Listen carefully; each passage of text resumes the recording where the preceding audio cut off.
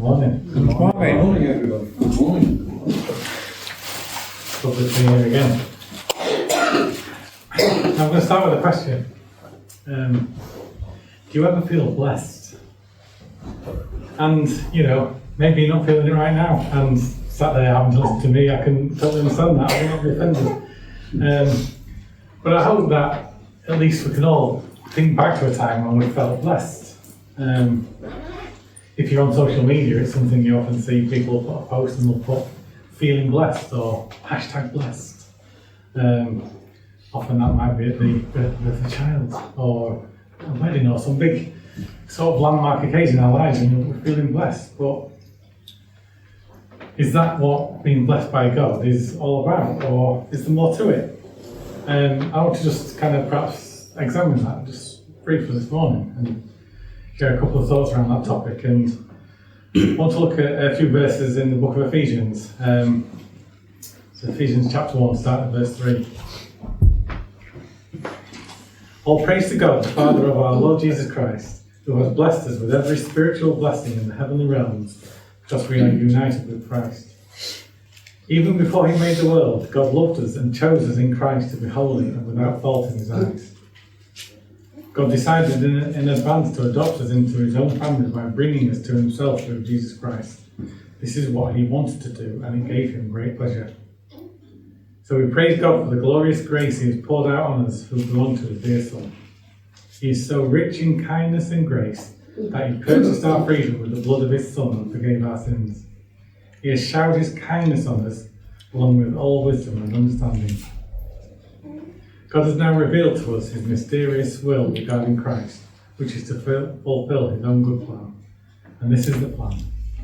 At the right time, he will bring everything together under the authority of Christ, everything in heaven and on earth. Furthermore, because we are united with Christ, we've received an inheritance from God, for he chose us in advance, and he makes everything work out according to his plan. God's purpose was that we Jews who were first to trust in Christ would bring praise and glory to God. And now you Gentiles have also heard the truth, the good news that God saves you. And when you believed in Christ, he identified you as his own by giving you the Holy Spirit, whom he promised long ago. The Spirit is God's guarantee that he will give us the inheritance he promised, and that he has purchased us to be his own people. He did this so we would praise and glorify him.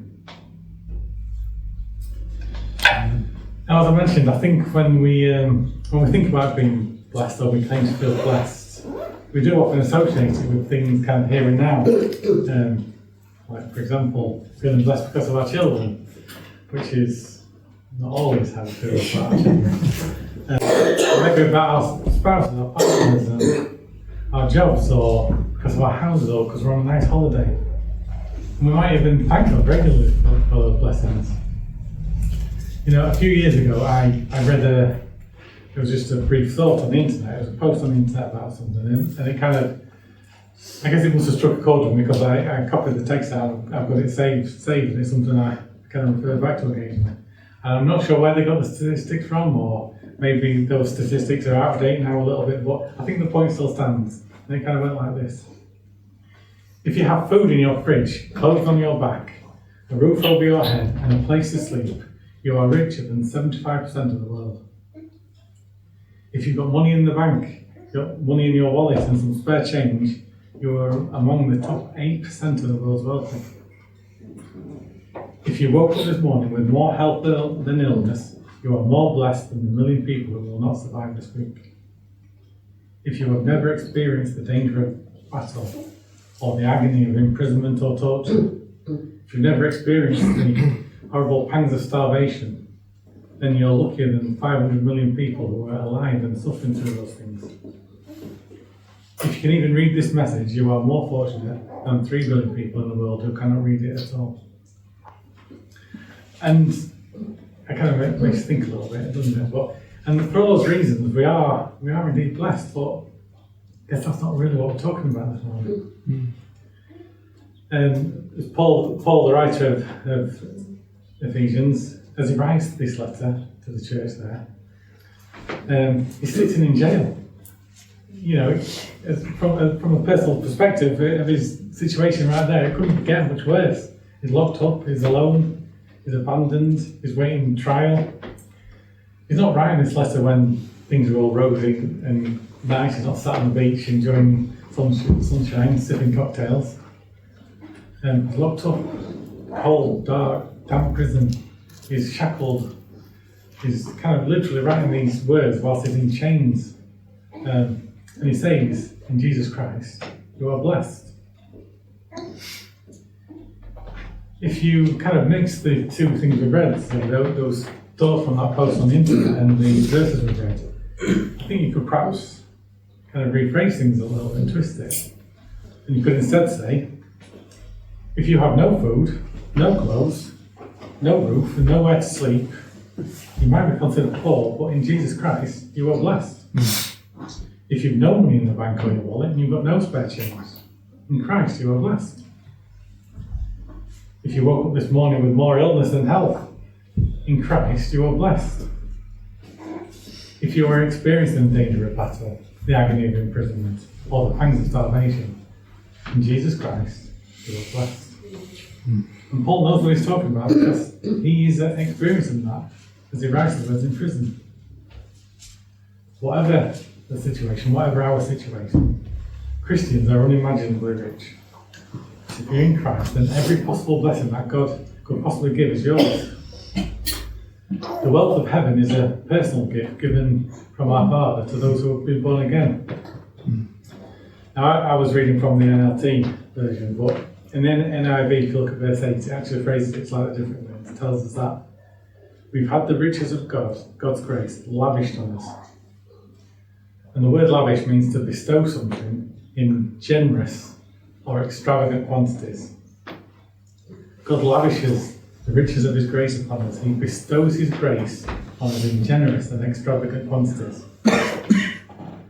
We are blessed in Christ. Now, thinking about these things kind of made me think about the Beatitudes from the Sermon on the Mount, and we can read that in Matthew chapter 5,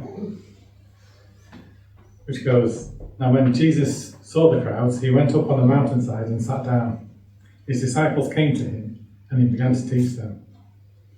He said, blessed are the poor in spirit, for theirs is the kingdom of heaven. Blessed are those who mourn, for they will be comforted. Blessed are the meek, for they will inherit the earth. Blessed are those who hunger and thirst for righteousness, for they will be filled. Blessed are the merciful, for they will be shown mercy. Blessed are the pure in heart, for they will see God. Blessed are the peacemakers, for they will be called children of God. Blessed are those who are persecuted because of righteousness, for they are the kingdom of heaven.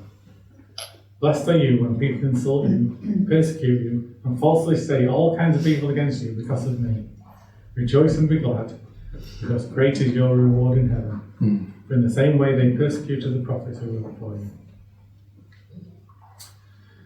Now, I guess as a quick aside, I don't know if you've ever thought about the word Beatitudes. When I look at this, it's a word we use often, and in this context we talk about the Beatitudes, and it just struck me that I wasn't sure exactly what Beatitudes meant. And I looked it up, because it's one we do use a lot. And when you look it up, the actual definition is supreme blessedness, which fits perfectly, I guess. It's a nice description, I guess, of what I want to talk about this morning. It's not your bog standard feeling of blessedness. It's supreme. And when you look at the Beatitudes, it certainly isn't saying things like, blessed are those with nice families and nice jobs and nice houses and those in good health. Those things that we often feel blessed about. They also aren't saying things like, blessed are the poor because one day they're going to have plenty of money in the bank. Every promise of the Beatitudes, every reward that's in there, every blessing is a heavenly blessing. It's a promise of what is to come through God's grace being lavished on us in the act of sending his son to die for us on the cross and through his resurrection 3 days later.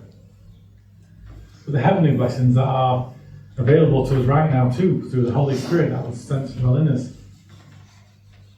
which we read in Ephesians, that when you believed you were marked in him with a seal, the promise of the Spirit. Now, coming this morning, we'll shortly be remembering Christ's sacrifice by sharing the bread and the wine.